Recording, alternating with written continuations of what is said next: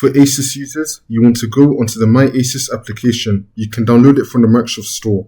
Once you're on the My Asus application, you want to go to Device Settings, and then you want to turn on Battery Care Mode. It's now going to limit your battery to 80%. For Lenovo, you want to download Lenovo Vantage. You want to open Lenovo Vantage, go to Power, Battery, and then Conversation Mode, which will then limit your charge to 80%. If you're using Dell, you want to open up Dell Power Manager. It should already be an application on your Dell laptop. Go to Battery Settings and then set your custom charge on, and then set it to 80%. For HP, you want to open up the HP Support Assistant. You should already have that application installed. Go to Battery Check, and then you want to enable Battery Care or Battery Health Mode.